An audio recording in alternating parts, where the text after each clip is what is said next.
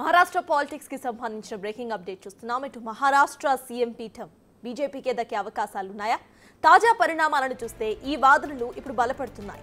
Maharashtra CM పీఠం కోసం పావులు కదుపుతోంది బీజేపీ. తన మద్దతు దేవేంద్ర ఫడ్నవీస్ కే అంటూ సంకేతాలు కూడా ఇచ్చేశారు అజిత్ పవార్. తాజా ఎమ్మెల్యేల సమావేశంలో తన అభిప్రాయాన్ని తెలిపారు ఆయన. ఇక మహారాష్ట్ర కొత్త ముఖ్యమంత్రిపై నేడు ఢిల్లీలో కీలక భేటీ జరగబోతోంది. ఈ క్రమంలో ఢిల్లీ చేరుకోబోతున్నారు సీఎం ఏక్నాథ్ షిండే, డిప్యూటీ సీఎంలు దేవేంద్ర ఫడ్నవీస్, అజిత్ పవార్. ఇక బీజేపీ అగ్రనేతలతో భేటీ అనంతరం సీఎం ఎవరు అనేది తేలే అవకాశం ఉంది.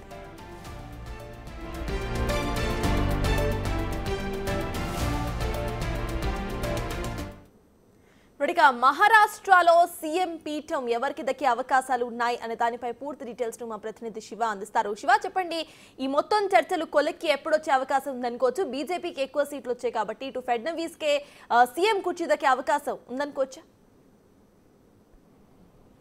రైట్, డెఫినెట్గా సటాజ్ ఇప్పుడున్న సంకేతాలను బట్టి, ఇప్పుడు జరుగుతున్న ప్రచారాన్ని బట్టి బీజేపీతే సీఎం పీఠం అనేది ప్రచారం జరుగుతోంది. కానీ అధికారికంగా ఈరోజు ఢిల్లీలో జరిగే కీలక భేటీలో నిర్ణయం తీసుకునే ఛాన్సెస్ కనిపిస్తున్నాయి. కానీ ఈ సంకేతాలు ఎక్కడి నుంచి వచ్చాయి అనేది మనం ప్రధానంగా చూసుకుంటే ఎన్సీపీ అజిత్ పవార్ వర్గం నిన్న ఏదైతే ఎమ్మెల్యేల సమావేశం జరిగిందో ఆ సమావేశంలో అజిత్ పవార్ తన ఎమ్మెల్యేల వద్ద, ఇటు బీజేపీకి సంబంధించిన కొంతమంది ఎమ్మెల్యేల వద్ద ఏక్నాథ్ షిండే తప్ప దేవేంద్ర ఫడ్నవీస్ ఉంటే నాకు ఎటువంటి ఇబ్బంది లేదు, నేను సీఎం రేస్ నుంచి తప్పుకుంటానంటూ కూడా దేవేంద్ర ఫడ్నవీస్కు ఇవ్వాలంటూ కూడా అజిత్ పవార్ చెప్పినట్టు తెలుస్తోంది. అంటే ఇస్తే తనకి లేదా దేవేంద్ర ఫడ్నవీస్కు, ఏక్నాథ్ షిండేకు ఇస్తే తనకు ఇష్టం లేదు, నేను ఒప్పుకోనంటూ కూడా తన అనుచర వర్గం వద్ద అజిత్ పవార్ చెప్పినట్టుగా తెలుస్తుంది. ఈ నేపథ్యంలోనే తన మద్దతు దేవేంద్ర ఫడ్నవీస్కే అంటూ కూడా ప్రధానంగా అజిత్ పవార్ తన అభిప్రాయాన్ని తన అనుచర వర్గం వద్ద వెల్లడించారు. ఇక మొత్తంగా చూసుకుంటే ఇండైరెక్ట్గా సంకేతాలు అనేవి మహారాష్ట్ర పీఠం అనేది బీజేపీకే, అది కూడా దేవేంద్ర ఫడ్నవీస్కి దక్కబోతోంది, ముఖ్యమంత్రి దేవేంద్ర ఫడ్నవీస్ కాబోతున్నారనేది ప్రధానంగా ఇప్పుడు వస్తున్న సమాచారం ప్రకారం మనకు అందుతుంది. కానీ దీనికి సంబంధించి బీజేపీ అగ్రనాయకత్వం మోడీ ద్వయం, ఇటు కేంద్ర హోంమంత్రి అమిత్ షా అలాగే ప్రధాని నరేంద్ర మోడీ ఇద్దరు కూడా నిర్ణయం తీసుకోవాల్సి ఉంటుంది. ఈరోజు కీలక భేటీ అనేది జరగబోతోంది. ఈ భేటీలో అంటే మహారాష్ట్ర నుంచి ముగ్గురు నేతలు, ఇటు బీజేపీ, షిండే అలాగే మరోవైపు అజిత్ పవార్, వీరు ముగ్గురు కూడా ఫడ్నవీస్, వీరు ముగ్గురు కూడా ఢిల్లీ రాబోతున్నారు. ఢిల్లీ వచ్చిన తర్వాత ఇటు కేంద్ర హోంమంత్రి అమిత్ షా అధ్యక్షతన ఈ కీలక భేటీ జరగబోతోంది. వారితో చర్చించిన తర్వాత ఎవరు మహారాష్ట్ర సీఎం పీఠం మీద కూర్చోబోతున్నారనేది కూడా అధికారిక ప్రకటన ఈరోజు సాయంత్రానికి వెల్లడయ్యే అవకాశం అయితే ప్రధానంగా కనిపిస్తోంది. కానీ ఇప్పటికీ కొన్ని ఊహాగానాలు, ఎవరి అభిప్రాయాలు వారు, ఎవరి ఊహాగానాలు వారు వ్యక్తపరుస్తున్నారు. కానీ ఫైనల్గా ఇండికేషన్స్ అనేవి బీజేపీ అభ్యర్థి అంటే ఇటు దేవేంద్ర ఫడ్నవీసే ఆర్థిక రాజధాని మహారాష్ట్ర సీఎం పీఠం మీద కూర్చోబోతున్నారు అనేది కూడా ప్రధానంగా తెలుస్తోంది. దానిలో భాగంగానే ఈ ప్రచారాలన్నీ జరుగుతున్నాయి. ఇటు ఇండికేషన్స్ కూడా ఇండైరెక్ట్గా దేవేంద్ర ఫడ్నవీస్ వైపే, అందరి చూపు కూడా దేవేంద్ర ఫడ్నవీస్ వైపే ఉంది. ఇటు బీజేపీ కూడా దేవేంద్ర ఫడ్నవీస్ని సీఎంగా చేయాలంటూ కూడా భావిస్తున్నారు. ఇక బీజేపీ అంటే మహాయుతి కూటమి విజయం సాధించిన తర్వాత బీజేపీ కేంద్ర కార్యాలయంలో విజయోత్సవ సంబరాలు జరిగాయి. ఈ సంబరాల్లో ప్రధాని నరేంద్ర మోడీ కూడా పాల్గొన్నారు. ఈ సంబరాల సందర్భంగా మాట్లాడుతున్న నేపథ్యంలో ముగ్గురికి అభినందనలు తెలియజేస్తున్నారు. మరోవైపు మహారాష్ట్ర ప్రజలందరూ కూడా కృతజ్ఞతలు తెలియజేస్తున్నారని చెప్తూనే ఇటు దేవేంద్ర ఫడ్నవీస్ను సంబోధిస్తూ నా బెస్ట్ ఫ్రెండ్ దేవేంద్ర ఫడ్నవీస్ అంటూ ఆయనను సంబోధించారు.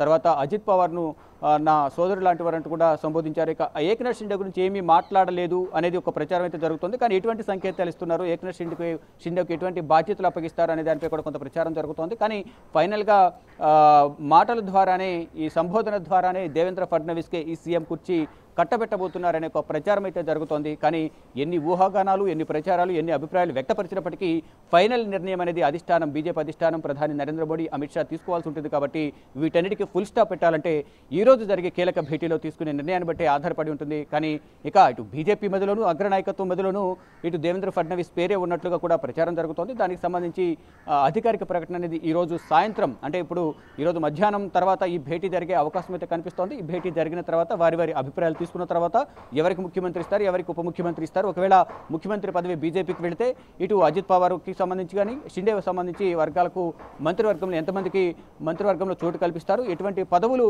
భవిష్యత్తులో రానున్న 5 సంవత్సరాల కాలంలో వారికి ఎటువంటి పదవులు ఇస్తారు, ఎటువంటి సముచిత ప్రాధాన్యత కల్పిస్తారు అనే అంశాలపై మాత్రం ఈరోజు జరిగే సమావేశంలో కీలక నిర్ణయం తీసుకోబోతున్నారు. కానీ ఇప్పటికీ కూడా సస్పెన్స్గా కొనసాగుతున్నది, ఉత్కంఠ కొనసాగుతూనే ఉంది. మహాయుతికి భారీ విజయం సాధించినప్పటికీ, భారీ విజయాన్ని మహారాష్ట్ర ప్రజలు కట్టబెట్టినప్పటికీ ఒకవైపు మహాయుతి భారీ విజయంతో ఆనందోత్సాహంలో ఉంది. కానీ మరోవైపు ఉత్కంఠ సస్పెన్స్ అనేది కొనసాగుతుంది. ముఖ్యమంత్రి పీఠం ఏ వర్గానికి వెళ్ళబోతుంది అనేది కూడా మూడు వర్గాల్లో కూడా ఉత్కంఠ కొనసాగుతోంది. అందరూ కూడా ఎవరికి వారి అంచనాలు వేసుకుంటున్నారు. తమ నేతకే ముఖ్యమంత్రి పదవి రాబోతుందంటూ కూడా షిండే వర్గం కానీ, ఇటు ఫడ్నవీస్, అజిత్ పవార్, వీరు ముగ్గురు వర్గాలు చెప్తూనే. కానీ ఇటు అజిత్ పవార్ సీఎం రేస్ నుంచి తప్పుకున్నట్టుగా దాదాపు తన మద్దతు దేవేంద్ర ఫడ్నవీస్కి చెప్పిన నేపథ్యంలో వీరిద్దరి మధ్య గట్టి పోటీ ఉంది, షిండే అలాగే ఫడ్నవీస్. కానీ ఇటు అధిష్టానం, ఇటు ఇతరుల మద్దతు కూడా ఇటు దేవేంద్ర ఫడ్నవీస్కే ఉన్నట్లుగా తెలుస్తోంది. కానీ ఇక దీనిపై అధికారిక నిర్ణయం అనేది అధిష్టానం తీసుకోవాల్సి ఉంటుంది. బీజేపీ అధిష్టానం దీనిపై ఈరోజు కీలక భేటీ జరుగుతున్న నేపథ్యంలో ఈ భేటీ జరిగిన తర్వాత అధికారిక ప్రకటన కేంద్ర ప్రభుత్వం అంటే బీజేపీ అగ్రనాయకత్వం చేయబోతుంది. ఇటు ప్రధాని నరేంద్ర మోడీ, అమిత్ షా ఇద్దరు చర్చించుకున్న తర్వాత మహారాష్ట్ర పీఠం ఏ పార్టీకి వెళ్తుంది, మహారాష్ట్ర సీఎం కుర్చీలో ఎవరు కూర్చోబోతున్నారు అనేది కూడా అధికారిక ప్రకటన ఈరోజు సాయంత్రానికి తెలిసే అవకాశం అయితే కనిపిస్తోంది. సర్టాస్. Right, thank you Shiva.